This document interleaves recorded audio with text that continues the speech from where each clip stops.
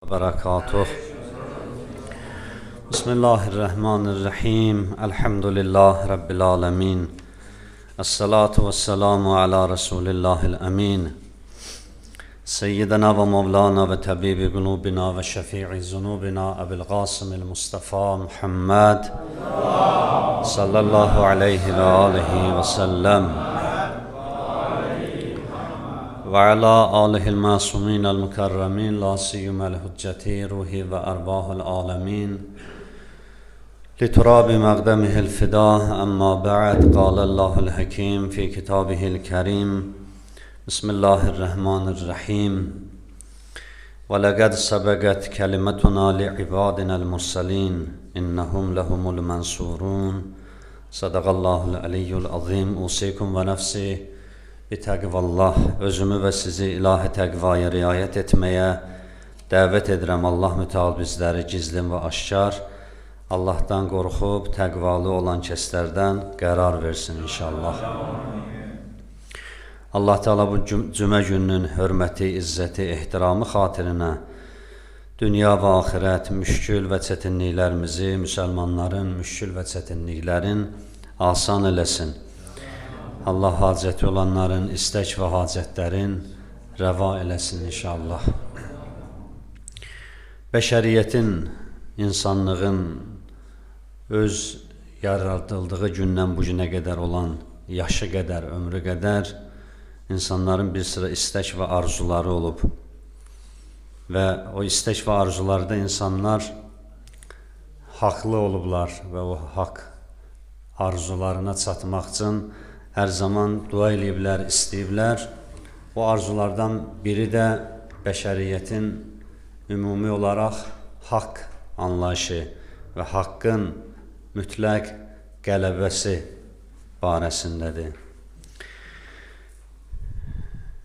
Tarix boyu peyğəmbərlər, bilirsiniz, zaman Allah peyğəmbərlər göndəriblər müəyyən dövrlərdə və o peyğəmbərlər bir sıra çətinliklərlə üzləşiblər. O çətinliklərin ən əsası, ən ümdəsi batilin haqq üzərinə hücum çəkməsi, batillərin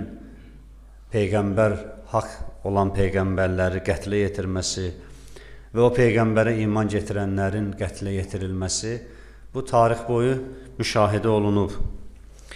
Quran da bu acı həqiqəti təsdiq eləyir. Buyurur ki, bu cürdür, bəzi peyğəmbərlərin zamanında çox çətinliklər olub və o peyğəmbərin öz zamanında yaşayan insanlar, həqiqətən Allaha ibadət edən insanlar öz zamanlarında zalim, zülmkarlar tərəfindən işgəncələrə məruz qalıblar, sürgünlər olunub, öldürülüb, yandırılıb, cəsədini vəhşi heyvanlara yem eləyiblər, olmazın vəhşilikləri törədiblər. Əgər haqdırsa bir dəstə, bir nəfər, bir kəs, bir xalq, bir millət, bəs bu haqq olduğu təqdirdə niyə zülmə məruz qalır? Haqq olduğu təqdirdə niyə haqqı qəsb olunur? Ki, bunların içərisində ən ümdə peyğəmbərlərin biz zamanını qeyd eləyə bilirik. Oxuduğum ayə və ondan sonra bir neçə ayə də var, tilavət eləyərəm. Buyurur ki, Allah mütəal Allahın haqqın qələbəsinə dair bir vədi var. Allah bir vədə verib ki, haqq mütləq qələbə çalacaq. Və ləqəd səbəqət kəlimatuna li ibadinəl mursəlin. Biz keçmiş peyğəmbərlərlə də bu mövzuda Allah buyurur ki, biz bu sözü qətiyyətlə bildirmişik ki, innəhum ləhumul mənsurun. Biz onlara kömək eləyəcəyik. Allahın köməyi, Allahın nəsri onların hər zaman yanında olacaq. Allah onlardan öz lütfün, mərhəmətin kənar eləməyəcək. Və innə cündənə ləhumul qalibun. Həqiqətən bizim ordumuz, bizim tərəfdə olan insanlar, bizim dəstədə olan insanlar, yəni haqq tərəfində olan insanlar, onlar qalib gələcəklər. Hətta bəzən çətinliklər o həddə çatırdı ki, peyğəmbər və ona iman gətirənlər bu sözü deyirdi, mətə nəsrullah. Bəs Allah haçan kömək eləyəcək? Mətə nəsrullah Quranın ayəsidir. Mətə nəsrullah. Allah elə ayənin ardıca cavab bildirir. Buyurur: "İnnə nəsrallahi qərib." Allahın yardımı və lütfi çox yaxındadır. Çox yaxındadır. Bəzi şeyləri biz uzaq görsək də yaravnahu bəidən. Quran deyir ki, onlar axirəti uzaqda bilirlər, amma axirət çox yaxındır.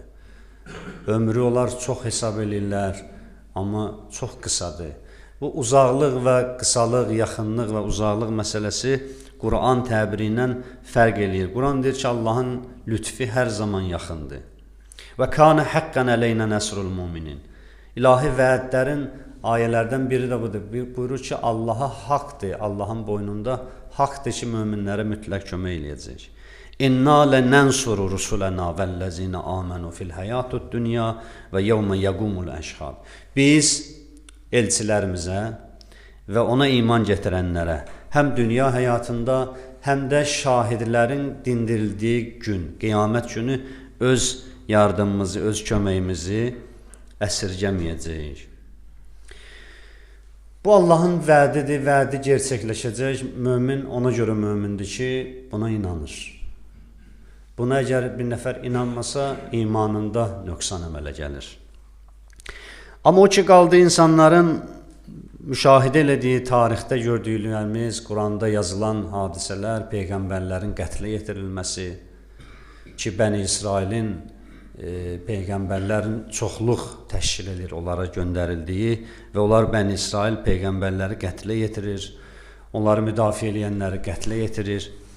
Bu məğlubiyyətlə insan necə barışa bilər? Din buna necə qiymətləndirir? Deyir, qələbə bu dövr hər zaman zahiri formada özünü göstərsin. Bir salavat zikr eləyək inşallah.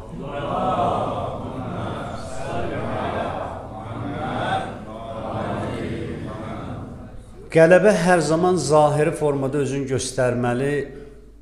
göstərməlidir, belə şərti cümlə yoxdur. Qələbənin mahiyyəti var. Yəni, həm zahiri tərəfi var, həm batini tərəfi var. Mümkündür dünyada bir çox hadisələrdə, zahirdə digər tərəf məğlub kimi görsənsin. Amma əsl həqiqətdə qələbə ondan olub. Məsələn, çox uzağa getməyək və elə hamımızın əzbərdən bildiyimiz, eşitdiyimiz və hər il xatırladığımız, hər il onun üçün əza saxladığımız İmam Hüseyin əleyhissalam və Kərbəla hadisəsi. Kərbəla hadisəsində Hicrətin 61-ci ilində baş verir və böyük bir faciə hesab olunur. Çünki Bəni Üməyyənin fikri, hədəfi Peyğəmbər sülaləsinin yer üzündən silinməsi idi. Məqsəd bu idi. O qətliamın səbəbi bu idi. Yəni, yer üzündə Peyğəmbər ailəsindən heç kəs qalmasın. İstək də bu idi. Buna hazırlanmış bir planı həyata keçirdilər Kərbəlada və zahirdə də qalib oldular. Sizi inandırım, o zamanda yaşasaydıq əgər, biz də qəbul eləyərdik ki, bəli, hadisənin nəticəsi Yezid qələbə çalıb. Heç kəs inanmazdı. Kimə desəydim bəlkə gülərdi. Amma bu məsələnin zahiri tərəfi idi. Zahirdə Yezid qələbə çaldı. Zahirdə Yezid İmam Hüseyni şəhid elədi. İmam Hüseynin əhl-əyalın əsir götürdük, apardı və hara lazım idi təhvili vermək, apardı, təhvili verdi. Və möminlərin, müsəlmanların da təqibi, təzyiqi daha da surətləndi. Bax, bu vəziyyətdə hamı qənaəti bu idi ki, İmam Hüseyin əleyhissalam bacara bilmədi və Allah da kömək eləmədi. Biz bəzən qələbədə, yəni haqq olduğumuz təqdirdə bilirik haqqıq. Biz istəyirik ki, ortada Allahın belə bizə görsənməsə də, amma Allahın bir qüdrəti olsun, Allah icazə verməsin, məsələn, bu işlər baş versin. Allah icazə verməsin, o tüfəngi atsın, o topu atsın, o raketi vursun. Xeyr, belə deyil. Bir nəfər İmam Səccad əleyhissalamı ki, sağ qalmışdı, Allahın lütfi idi, Allahın istəyi idi. Əvvəl Allah bir şey istəsə, o hər mütləq gerçəkləşəcək. Allahın istəyi budur ki, İmam Səccad sağ qalsın. Deyir, Şamda bir nəfər durdu İmam Səccada dedi ki, siz utanmırsınız, siz heç narahat olmursunuz. Gördünüz Yezid sizi necə rüsvay elədi. Nə üzlə danışırsan, nə üzlə istəyirsən söhbət eləyəsən. Şamda İmam Səccad xütbə eləyir. Deyir, İmam dedi ona ki, bir yaşlı kişiydi bunu deyən. İmam dedi ki, azca səbr elə, mən sənin bu sualın cavabını birazdan verəcəm. Bu da dedi ki, bu sualın cavabı yoxdur ki. Yezid qələbə çalıb və siz də məğlub olmusunuz.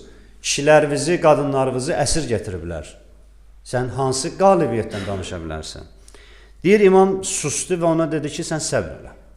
Mən sənə cavabı verəcəm. Tayin ki, azan başladı. Bir azan başlayanda müəzzin Peyğəmbərin adını çəkəndə imam dedi ki, bax kişi, sənin o sual vermişsin bayaq. Gör, azanda kimin adı çəkildi? Bax, o qalib gəldi. Azanda kimin adı çəkildi? O qalib gəldi. Onların zahirdə İmam Hüseynlə vuruşmalarına baxma. Onların məqsədi, mərami o adı aradan götürmək idi. Hüseyn şəhid olaraq o adı diriltdi. Onların məqsədi, mərami Quranı aradan götürmək idi. Hüseyn şəhid olaraq Quranı saxladı. Bugün Yezid öz azancısına deyir ki, azan da o da durur, Peyğəmbərin adını çəkir. Həzrət buyurur ki, o kişinin ki adı çəkildi, mən onun balasıyam, mən onun evladıyım. İndi kim qalib gəldi? Əgər Yezidin qələbəsi haqq idisə, gerək azanda Peyğəmbərin adı çıxardılaydı və orada ya Yezidin, ya atasının, ya babasının adı qeyd olunaydı, çəkiləydi. Eləyə ki, bilmədi. Deməli, biz qələbələrdə bəzən zahiri önəm daşımır, zahir önəm daşımır. Məqsəd, məram önəm daşıyır, hədəf önəm daşıyır.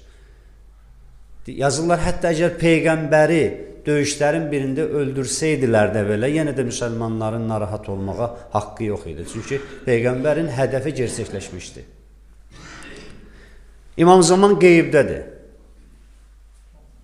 Çox istər könlümüz, ürəyimiz onu görək, onunla danışaq, onunla bir yerdə namazda iştirak eləyək, onun çıxışlarına qulaq asaq.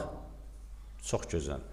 Amma İmam Zamanın qeybdə olmağı, İmam Zamanın hədəfinə, məqsədinə bir xələl getirir, xeyr. Hədəfi, məqsədi, məramı İmam Zamanın həyatdadır, yaşayır. Sadəcə məhdudiyyət budur ki, bizlə əlaqəsi, rabitəsi yoxdur, onu görə bilmirik. Amma xidmət olaraq, vəzifə olaraq onların hamısı icra olunur. Bəs qələbə əzmi, qələbənin istəyi təkcə zahiri qələbədə deyil. Ühud döyüşündə Peyğəmbər demişdi ki, vuruşsaz, axıra qədər vuruşsaz qalib olacaqsınız. Ühud döyüşün bilirsiniz, İslam tarixində Bədir və Ühud ikinci döyüşdür Ühud. Bədirdə qələbə çalmışdılar. O qələbənin şirinliyi qalmışdı damaqlarında. Bilirsiniz niyə qələbə çalmışdılar? 313 nəfər müsəlmanlar idi, 1000 nəfər olar. Həmin o gözləntidə olan yardımı da Allah eləmişdi. Deyir, onlar Peyğəmbərin yanında olan əsgərə bir nəfər, onlarla üzbəüz çıxanda Peyğəmbər tərəfdən, qarşı tərəfdən o bir nəfəri 3 nəfər görürdü. Elə biri 3 nəfər gəlir. Bir dənə ox atırdısa 3 ox hesab olunurdu. Quran ayət bu nağıldır. Quran deyir ki, biz sizi çox göstərirdik. Siz 313 nəfər idiniz, amma biz sizi onlardan çox göstərirdik. Və qarşı tərəfdə panika yaratdıq. Siz atdığınız oxların sayını çoxaltmaqla, sizin sayınızı çoxaltmaqla biz onlarda bir vəhşət yaratdıq. 313 nəfər, 1000 nəfərə qələbə çaldı. Dedilər, bəh-bəh, əladır. Elə bundan sonra elə biz elə əlimizi yalandan tərp edəcəyik, Allah o əldən od atacaq, ox atacaq, nizə atacaq. Allah dedi, yox, belə deyil. Bu elə bir başlanğıcdır. Sizin əzminiz, iradəniz olmasa, sizin yerinizi heç kəs vuruşmayacaq. Ühuddə vədəsi verilən qələbə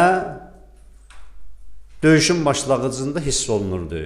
Artıq öldürülürdülər qarşı tərəf, düşmən tərəf və qalanları da başladılar qaçmağa. Amma bir neçə nəfərin xəyanəti nəticəsində, bir neçə nəfərin tamahkarlığı nəticəsində, bir neçə nəfərin Peyğəmbərə itaətsizliyi nəticəsində məğlub oldular. O yeri ki, Peyğəmbər onları qoymuşdu, buradan gözləyin, arxa tərəfə çıxış var buradan, onlar qayıtmasınlar bura. Bunlar görürlər, onlar qaçır, deyirlər, tez biz də düşək dağdan, qənimətləri bölərlər, bizə çatmaz. Qənimətlərin bölüncüsündə bizə az pay çatar. Qoydular o yeri, qaçdılar, o qaçanların biri gördü ki, dağın ətəyi, o tutulmuş o boğaz hissəsi açıldı. İşarə elədi ki, qaydırıq. Oradan qayıtdılar və müsəlmanları məğlub elədilər. Hətta Peyğəmbər də yaraladılar.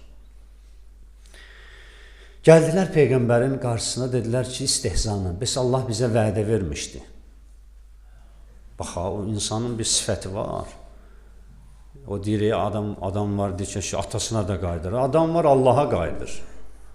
Gəldilər, Peyğəmbərdən soruşdular ki, biz Allah belə demişdi, Allah da yalan deyir. Allah vədə vermişdi bizə ki, biz qalib gələcəyik. Niyə biz qalib gəlmədik? İstəyirlər bu sözdən müsəlmanların imanını zəiflətsinlər. Allah cavab verir. Peyğəmbərə buyurur ki, onlara denən وَلَقَدْ سَدَقَكُمُ اللّٰهُ vədə. Allah verdiyi vədəyə sadiq oldu. Öldürürdünüz, qaçırdılar. Döyüşün 85-90%'ni aparmışdınız. Qalib idiniz. Amma 3 dənə səbəb elədiniz, 3 səbəbə görə, sizin özünüzdən asılı səbəblərə görə. Döyüşün vəziyyətini tam əks istiqamətə dəyişdi. Nə diyor? Fəşiltum. Süstləşdiniz. Bir xalqın məğlubiyyətinə, bir xalqın bədbəxtçiliyinə səbəb olan amillər də əslində bunlar. Fəşiltum. Süst oldunuz. Laqeyd oldunuz. Döndünüz o zamanda ki, Musa Peyğəmbər döyüşə gedirdi Allahın dini ilə insan vuruşanlarla mübarizə aparsın deyə. Otururdunuz, deyirdiniz ki, Musa, Allahı da götür, ged özün vuruş. Biz də gözləyirik səni burada. Qələbə çalarsan, gələrsən, biz də bayram eləyərik. Həzrət Musa dedi, bu olmadı. Belə din olmaz, belə Allahı müdafiə eləmək olmaz. Gerək yaralanasan, gerək öləsən, öldürüləsən. Bir dəsə ölür, bir dəsə həyat tapır. Fəşiltum, süstləşdiniz və tənazə'tum. Bir-birinizlə çəkişdiniz. O daxili çəkişmə ömrü boyu bütün dövlətlərin bəlasıdır. Daxildən əgər həmrəy birlik olmasa, heç vaxt bir şeyi ayaqda saxlamaq mümkün olmaz. Tənazə'tum, çəkişdiniz. Biri dedi gedək, biri dedi qalaq. Biri dedi ataq, biri dedi yox, saxlayaq. O çəkişmələr sizi qalibiyyətdən, qələbədən uzaq saxladı. Və əsəytum. Əsası da budur. Üsyankar oldunuz, itaətsizlik elədiniz. Peyğəmbərin ədalətinə şəkk elədiniz. Siz elə gerək dağda qalaydınız ki, birdən bölünsə də qənimətlər, Peyğəmbər bizim haqqımızdan keçməyəcək ki. Peyğəmbər bizim haqqımızı verəcək. Siz Peyğəmbərin ədalətinə belə şəkk edərək yanaşdınız və nəticədə nə ediniz? Məğlub oldunuz. Ona görə bəzi məğlubiyyətlərdə gələcəyin zəfərinin, gələcəyin qalibiyyətinin qoxusu var. O Ühudda da bunlar qələbə çalsaydı, bəlkə sonraki döyüşlərin aqibəti çox pis olacaqdı. Ühudda o məğlubiyyət acısı, hətta bəziləri dedi ki, Peyğəmbər bizimlə məsələ bitdi də, biz hər zaman haqqıq və hər zaman da qələbə çalacağıq. Belə deyildi. Sən haqq ola bilərsən, səni zülmə məruz ola bilərsən, sənin haqqı qəsb eləyə bilərlər. Amma sənin iradə əzmin olmasa, sənin vəhdətin olmasa, sənin birliyin olmasa, sənin döyüşkənlik, gücün, qüdrətin olmasa, sən heç vaxt qələbə çalamayacaqsan. Sabah Zəfər bayramıdır elə, mövzu da bu mövzuya həsr olunur. 30 il işğal altında idi torpaqlar və o İlk Qarabağ müharibəsindən olan hadisələr, bu çəkdiyim nümunələrin hamısıların içində var. Özbaşınalıqlar, süstlüklər, falan, xəyanətlər, satqınlıqlar və nəticədə 30 il insanlar öz yerlərindən, yuvalarından didərgin düşdülər, əsir oldular, sayı bilinmir, nə qədər şəhidlər verdik, itkinlər var, ailələr var ki, tamamilə o ailələrdən məlumat yoxdur. İnsanlar var, hələ də onun əzizləri, onun həyatda olub olmaması haqqında heç bir məlumatı yoxdur. 30 ildən çox. Və sanki bu zahiri məğlubiyyətə bəziləri barışmışdı. Amma qeyd edirəm yenə, bu bəzi zahiri məğlubiyyətlər gələcəkdəki o gücü, qüdrəti toparlamaq üçün böyük bir dənə səbəbdir. Və doğrudan da elə oldu. 27 sentyabr ermənilərin o əks hücum əməliyyatlarına cavab olaraq başlayan 44 günlük vətən müharibəsində həmin o 30 ildə işğal olunmuş bütün ərazilər bərpa olundu. Şəhidlərimizin qazilərimizin canı, qanı bahasına. Allah onlara, şəhidlərimizə rəhmət eləsin, məqamlarını uca eləsin və qazilərimizə şifa versin. Bax, o qələbəni zahiri forması 30 ildən sonra görsəndi. Amma əsl həqiqətdə elə 1-ci Qarabağ müharibəsində də incələyəndə məsələləri, haqq və batil məsələsində qələbənin kimin yanında olduğu məlum idi. Və qələbələr tək zahirdə gizlənmir. Onun bir batini də var. Bəzi batini qələbələr zahiri qələbələrin kilididir, açarıdır, səbəbidir. İkinci şərt məsələ budur ki, ayədə, oxuduğumuz bütün ayələrdə Allah qalibiyyətin şərtini haqq cəbhəsində qoyub. Yəni bir nəfər dursun, məsələn, hər hansı bir dövlətin torpağına hücum eləsin, oranın torpağını qəsb eləsin, qəsbkarlıq naminə vuruşsun, əlinə silah alsın, burada mümkündür haqdan söhbət gedir. Yəni döyüşdə insanlara, əsgərlərə güc və ruh, stimul verən amillərdən biri də haqq olmasıdır. Haqq olduğu təqdirdə. Ayə də bildirir, ibadina, yəni Allah tərəfindən olması, haqq olması, min cundina, bizim ordumuzdan olanlara o nüsrət, o yardımı vədə veririk. Vəlləzinə cahədu fina, bizə tərəf səy eləyən, cəhd eləyən, əziyyət çəkən, biz tərəfdən olan insanlara. Bax, bu qələbənin, qalibiyyətin də ikinci şərti budur. Biri, o zahiri, batini məsələsidirsə, ikinci şərti də çox önəmlidir. Yəni, sən hardasan, o çox önəmlidir. Haqq tərəfdəsənsə, inşallah ki, deyir, nigaran olma. O məta nəsrullah deyənlər, haçan Allahın köməyi gələcək deyənlər, Peyğəmbərin yanında qaldıqları təqdirdə qalib oldular. Amma hamısı da qala bilmədi. İmam Zaman ağanın zühurunun Allah təcil eləsin, o Həzrətin gəlişi zamanında İmam Zamanın yolunu gözləyənlərin içində ixlaslılar kimdir? Onlar o qələbənin, o İmam Zamanın yaxınlığında qalmaq şərəfinə nail olacaq. Və illah hər fərəz duası oxuyan yox. Da tarixdir də, bunu çox uzun danışmaq istəmirəm. Tarixdir. Yəni hər döşünə döyən olmur. Bu meydan belə bir meydandır ki, burada sözlə at oynada bilməzsən, gerək əməl olsun. İmam Zamanın yanında qala bilmək üçün əməlin olmalıdır. Əməlin yoxdursa çətin məsələdir. Allah bizi o çətinlikdən qorusun. Əməlimiz yoxdursa çətin məsələdir. Çünki bir çoxların büdrəyib, yıxıb, çırpıb, yerə məhv eləyib. O, Həzrəti Loğman oğluna demişkən, oğul, gəmini möhkəm elə, dünya çox təlatümlü bir dəryadır. Çoxsunu boğuldu, qərq elədi, çıxdı, getdi. Bacar boğulma. O el misal var, üzmə boğulma. İndi burada belə bir şey deyənmərik. Üzəcəyik onsuz da. Çünki dəryadayıq. Dünyadayıqsa gerək vuruşaq. Dünyadayıqsa gerək nəfsimizlə vuruşaq, şeytanla vuruşaq, nə bilim, əməllərimizə diqqət eləyək. Mümkündür ki, biz deyək ki, ayala, biz heç nə eləməyək. Bax, heç nə danışmayacam, heç yerə getməyəcəm, heç kimə baxmayacam. Mən elə yaxşıların yanında olum, İmam Zaman gəlsin, mənim başıma saxal çəksin, axırda da cənnətə götür apar məni, mümkündür.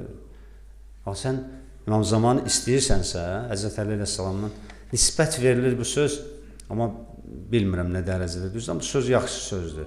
Deyir, ayağını sevən bizim dalımızda gəlməsin. Gözəl sözdür.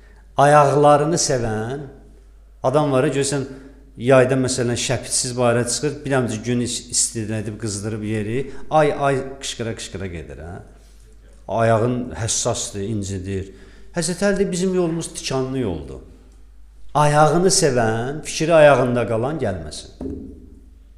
Çətinlik görmək istəməyən Həzrət Əlinin yanında nə gəzir? Çətinlik görmək istəməyən İmam Zamanın yanında nə gəzir? Elə bu yolun ləzzəti, şirinliyi, dadı o çətinliyin içindədir.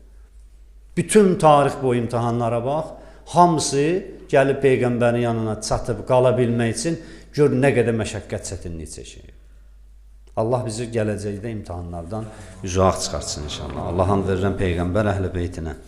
Allah Teala bu zəfər bayramının xalqımıza, millətimizə mübarəklər qərar versin. Allah ordumuzu, əsgərlərimizi, əsgər və zabitlərimizi hifz eləsin. Allah bir daha bu xalqa müharibə odu, ateşi, alavı nəsib eləməsin. Allah Teala vətənimizin, torpağımızın azadlığı, bütövlüyü uğrunda verilən şəhidlərimizi və bu yolda qazi olan əzizlərimizi salamət eləsin, şəhidlərimizin ruhlarını bizə duaçı qərar versin inşallah. Bismillahirrahmanirrahim. وَالْعَصْرِ إِنَّ الْإِنسَانَ لَفِي خُسْرٍ إِلَّا الَّذِينَ آمَنُوا وَعَمِلُوا الصَّالِحَاتِ وَتَوَاصَوْا بِالْحَقِّ وَتَوَاصَوْا بِالصَّبْرِ. Esselamu aleyküm ve rahmetullah ve berekatuh.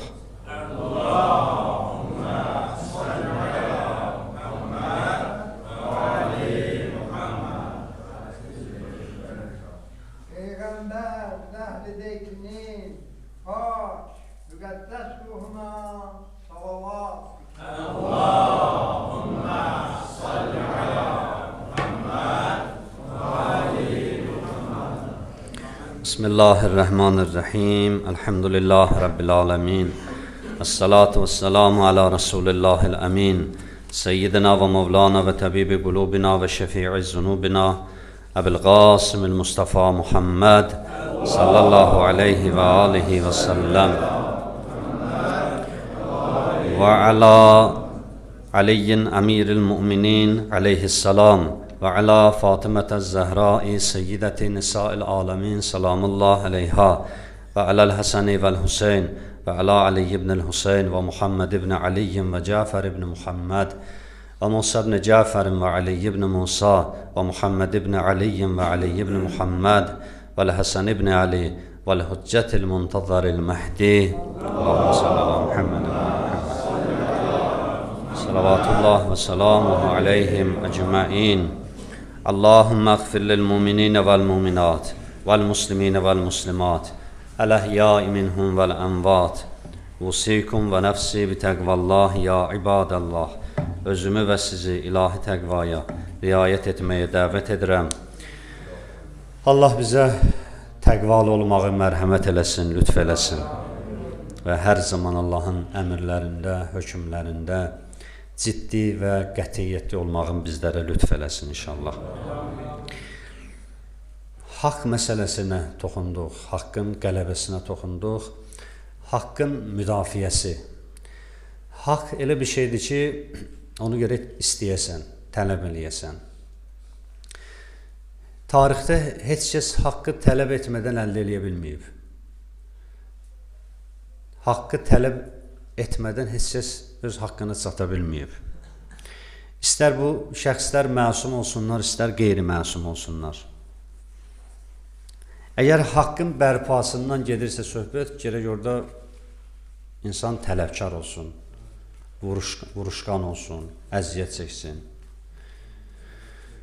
Peyğəmbərin ailəsinin belə bir haqqı var idi.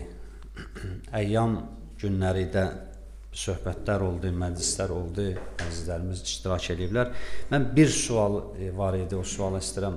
Dostlarla o sual ətrafında danışmışdıq, amma fürsət bildim. İnşallah ki, bu məclisdə qısaca da olsa ona toxunum. Xanım Fatimə Zəhranın öz haqqını istəməsi. Ki, bəziləri deyirlər ki, əgər Həzrəti Fatimə kör bir kişi Peyğəmbərin evinə gəldikdə çarşabına, hicabına riayət edirdisə, ki, tarixdə bu cürdür, Peyğəmbərin evinə kör bir kişi gəlir, Xanım Fatimə Zəhra kamil hicaba riayət edir. Kamil hicaba riayət edir. Peyğəmbər soruşur, qızım, axı o kördür. Xanım cavab verir, ata o kördür, axı mən kör deyiləm. O məni görmür, mən ki onu görürəm. Məsələnin şəri tərəfi falan bunlarla da deyiləm söhbətim. Deyirlər ki, Xanım Fatimə kör bir kişidən həya eləyib, çarşabla, hicaba riayət etdiyi halda, iffətə önəm verdiyi halda. Xanım Fatimə Zəhra məscidə gedib niyə söhbət elədi? Niyə gedib məsciddə öz haqqını tələb elədi? Bu sualı veriblər, bəlkə də siz də eşitmirsiniz, bəlkə cavabını məndən də yaxşı bilirsiniz. Bir neçə dənə cümlə istəyirəm deyəm. Həzrəti Fatimə Zəhra düzdür, həya və iffət təcəssümüdür. Xanım Fatimə Zəhranın həyatında önəmli olan mövzulardan biri hicab məsələsidir. Və xanım Zəhra bu yolda, belə deyək də, hicabın anası hesab olunur. Görsən, bütün hicablı qadınlara deyirik ki, Fatimə Zəhra əmanətinə sahib çıxmısan. Allah xanım Zəhranı məşğul eləsin səni. Amma hicab haqq və batil üz-üzə qalanda haqqı müdafiə eləməyə mane deyil. Yəni hicablı olmaq haqqı müdafiə eləmək üçün heç vaxt maneə sayılmır. Xanım Zəhra bunu istəyirdi deyə eləyə. Xanım Zəhra üçün iffət, həya o qədər önəmlidir. Yəni dünyada onun tayı bənzəri ola bilməz kimsə. Amma eyni zamanda Həzrəti Əli əleyhissalamın və öz haqqının müdafiəsi üçün Həzrəti Zəhra məsciddə xutbə eləyir. Amma necə? Necəliyi var. Xanım Fatimə Zəhra evindən məscidə gedir. Deyirlər 7 dənə çarşab giymişdi. Üzr istəyirəm, Allah analarımızı, bacılarımızı qorusun. Biz bəzi şeyləri gördüyümüzlə düşünürük. Hicab bu günləri bərbad bir vəziyyətə qoyulmuş hicab var. Yəni şəkilli, bərri, bəzəkli, üzr istəyirəm, bəlkə o baş açıq gəlsə o qədər diqqət çəkməzdi. Başın bağlayıb elə diqqət çəkir. Ümumiyyətlə hicab sözünün mənası, hicab bərzəxin bir adıdır. Hicab yəni pərdə, maniyə. Və min vəraihim bərzəxun ilə yevmi yubəsun. Hicab iki şeyin arasına məsafə salan. Qadın hicablıdırın mənası budur ki, qadın imkan yaratmır naməhrəm ona diqqət eləsin. Öz gözəlliyin həm zahiri, həm cismani gözəlliyini bağlayır naməhrəmə qarşı. Hicabın mahiyyəti budur. Hicab nə qaradır, nə sarıdır, nə qırmızıdır. Hicab budur ki, qadın imkan verməsin ki, naməhrəm ona baxsın. Yəni, bizim düşüncəmizdə və gördüyümüz reallıqda Allah hamısını hidayət eləsin. Hicab o deyil. Hətta qadının bədəninin üzrüstən forması, şəkli belə görsənməməlidir. Hicab o qədər ciddi riayət olunur. Xanım Fatimə Zəhra 7 dənə çarşab bükür. 7 çarşab giyir. Və öz qohumlarından, Bəni Haşimdən olan qadınlarla məscidə gedir. Xanım Fatimə Zəhra məscidə daxil olduqda kişilər və qadınlar arasında pərdə çəkilmişdi, örtük var idi. Həzrəti Zəhra qadınların olduğu yerdən çıxış eləyir. Və necə çıxış eləyir? Nələri deyir? Onların hamısı, onlar eşitdikləriniz, bildikləriniz həqiqətlərdir. Əhl-i Beytin hüququnu müdafiə eləyir, Əhl-i Beytin haqlarını müdafiə eləyir. Həm ictimai haqlarını, həm fərdi haqlarını müdafiə eləyir. 20-dən çox ayəni getirir xanım Fatimə. 20-dən çox ayəyə istinad eləyir. Peyğəmbərin qızı olduğunu bildirir. Peyğəmbərin əzəmətini tanıtdırır. Həzrət Əli əleyhissalamın əzəmətini çatdırır orada. Və eyni zamanda Əli əleyhissalamın haqqını çatdırır orada insanlara. Siz o bir dənə bənzətmə var orada. Deyir, bir dəstəviz o çanaqlı bağa, çısbağaya bənzədiniz. Nə qədər ki, atam sağ idi, deyir, başınızı salmışdınız çanağın içində, səssiz qalmışdınız. Elə ki, atam dünyasını dəyişdi, o çanaqlı bağa başını çıxartdı, deyir. Və ondan sonra başladınız, bizə zülm elədiniz, bizim haqqımızı tapdaladınız, mənim evimə hücum elədiniz, qapımı yandırdınız, qapıma təpi vurdunuz, hətta bizi ölümlə hədələdiniz. Peyğəmbərin həqiqi canişinin əllərin, qolların bağlayıb sürüyə-sürüyə məscidə apardınız. Siz bax busuz. Bax bu sözləri xanım Fatimə Zəhra orada dedi. Elə bu sözləri demək üçün getmişdi. Və bildirdi ki, bütün insanlara haqqı gerək tələb eləyəsən. Hicab örtüylü olmaq, haqqı tələb eləməyə maneə sayıla bilməz. Və eyni zamanda Həzrət Zəhra o iffət məsələsində də kifayət qədər önəm verirdi və eyni zamanda Həzrət Əlinin haqqını tələb eləməklə yanaşı, Həzrət Zəhra bizim haqqımızı tələb eləyib. Biz insanların. Yəni, bizim haqqımız var ki, bizə Peyğəmbərin təyin elədiyi imamlıq eləsin. Bütün insanların haqqıdır. Hətta üzr istəyirəm, insanlardan da savay, bütün canlıların haqqı idi. Ki, ilahi rəhbər, Peyğəmbərin, Allahın təyin elədiyi şəxs insanlara rəhbərlik eləsin. Eyni zamanda öz haqqını, Həzrət Əlinin haqqını tələb eləyir, xanım Zəhra insanların haqqını tələb eləyir. O bir imamdan soruşurlar, ya bir alimdən soruşurlar, üzr istəyirəm, deyir ki, biz eşitmişik, İmam Zaman gələcək İmam Hüseynin intiqamını almağa. Şuarı bu olacaq, Hüseynin intiqamını alacaq. Bir nəfər soruşur ki, ağa, bəs Muxtar Səqəfi və bir çoxu balaca, kiçik, orta həcmli qiyamlar oldu Kərbəlada sonra. Ən yadda qalan, ən ürəyi sərinlədən Muxtarın qiyamıdır ki, onların bir çoxunu məhv elədi. Dedi, axı, Muxtar qisasını aldı İmam Hüseynin. Orada iştirak edənlərin hamısının, hətta İmam Hüseynin başını aparanları, başını aparıb evində saxlayanlara qədər cəzalandırdı. Deyir, cavab verdi ki, İmam Hüseynin cismani şəkildə intiqamı alınıb. Cismani şəkildə, yəni İmam Hüseynin qətlində o vəhşiliklərə görə cəzalarını aldılar. Amma Hüseynin bir dənə də irfani haqqı var. Mənəvi haqqı var. Mənəvi haqqı nədir? Yer üzündə yaşayan bütün insanların imamı idi. İmam Hüseyni qətlə yetirməklə bütün insanları imamsız qoydular. Onun haqqını deyir, İmam Zaman gəlib alacaq. Və hətta deyirlər, İmam Zaman bütün dünyanı qılıncdan belə keçirsə Hüseynə görə, heç kəsin haqqı yoxdur deyər ki, İmam Zaman israf elədi. Yəni, yeri var, bütün dünyanın başı geçsin bir dənə Hüseynə görə. Çünki insanları imamsız qoyur. Həzrəti Zəhra eyni zamanda insanları müdafiə edirdi. Ki, bunların nə günahı var, bunları həqiqi imamdan ayrı salmışsınız. Həqiqi imamla, Allahın həqiqi höccətindən insanları uzaq sal. Bax, bu məsələlər Həzrəti Zəhranın məscidə getməsi və eyni zamanda yenə deyirəm, o şəraitdə, o geyimdə və o örtüydə, pərdə çəkilmiş halda danışması, bütün bunlar, deyir İbn-i Əbil-Hədid Mötəzili, bunu da deyim, tamamlayıram. Əhl-i Sünnə alimidir, Nəhcül Bəlağəyə şərh yazıb. Biraz yaxşı adamdır, Allah rəhmət eləsin. Tam yox, biraz yaxşı adamdır. Oturub, rəhmət düşür də, oturub Nəhcül Bəlağəyə şərh yazıb. Xanım Fatimə Zəhranın bu fədəş mövzusunda məscidə gəlib çıxış eləməsində deyir, öz ustadımla, Əhl-i Sünnə alimidir, deyir, onunla danışırdım. Deyir, dedim ki, ustad, Xanım Fatimə haqlı idi bu istəyində, bu tələbində, birinci xəlifədən. Dedi ki, bəli, haqlı idi. Fədəş Fatimənli idi. Niyə? Bilirsiniz də, Fədəş bir yer idi ki, Xeybər Yahudiləri qaldığı yerdə, Xeybər qalalarının yaxınlığında bir dənə qəsəbə idi, Fədəş qəsəbəsi. Peyğəmbər Xeybəri fəth eləyən kimi, Xeybər fəth olan kimi, o qalalar, Yahudilər oradan uzaqlaşan kimi, bu qəsəbənin sakinləri qorxudan, könüllü şəkildə gəldilər, Fədəki təhvil verdilər Peyğəmbərə. Burada heç kəs döyüşmədiyinə görə, heç kəs əziyyət çəkmədiyinə görə, Allah da Peyğəmbərə dedi ki, o yeri bağışla Fatiməyə.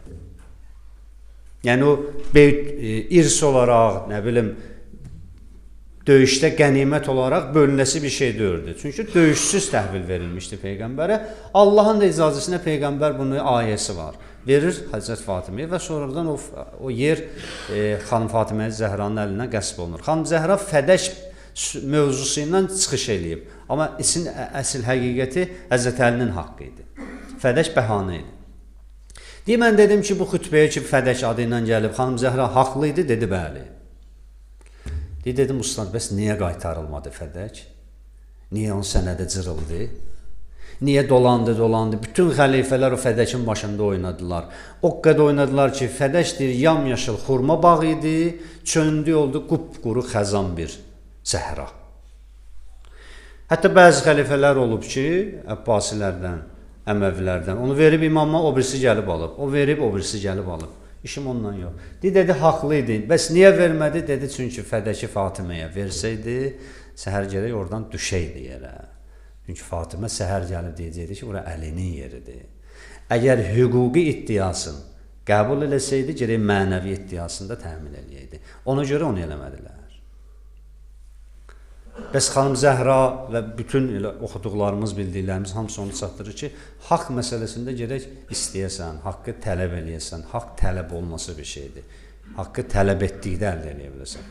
Allah'ın verilən Peyğəmbər əhl-i beytinə Allah dünya və axirət bizi onların elmindən və arifindən ayrı salmasın inşallah. Xəstələrimizə, yadımızda olan kəslərə, qazilərimizə şifayı acil mərhəmət eləsin.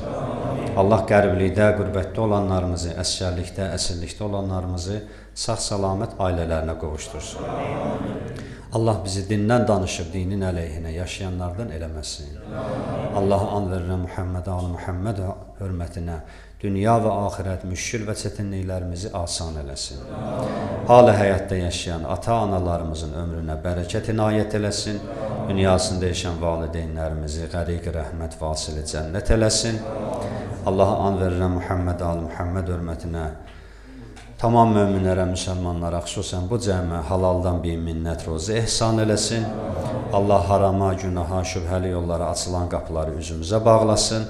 Allah bizi dininə, xalqına, millətinə xidmət edənlərin yaxşılarından qərar versin.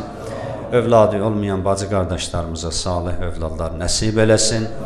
Vətənimizin, torpağımızın azadlığı uğrunda canından keçib şəhid olan əzizlərimizi 20 yanvar Xocalı, Qarabağ şəhidlərin, xüsusilə 44 günlük vətən müharibəsində şəhid olan əzizlərimizin ruhların, İslam şəhidləri, Kərbəla şəhidləri, Seyyid-ü Şəhəda, İmam Hüseyn əleyhissalamla məşhur eləsin. Allaha and verirəm Muhammed ali Muhammed hörmətinə İmam-ı Zaman ağamızı salamət eləsin, ağamızın dualarını halımıza şamil eləsin və Həzrətin zühurunda günü-gündən təcil qərar versin inşallah. Əuzu billahi minəşşeytanirracim. Vəl əsri innəl insana ləfî xusr illellezîne âmenû və amilussâlihat və təvâsav bil haqqi və təvâsav bis sabr. Esselamu aleykum və rəhmətullah və bərəkatuh.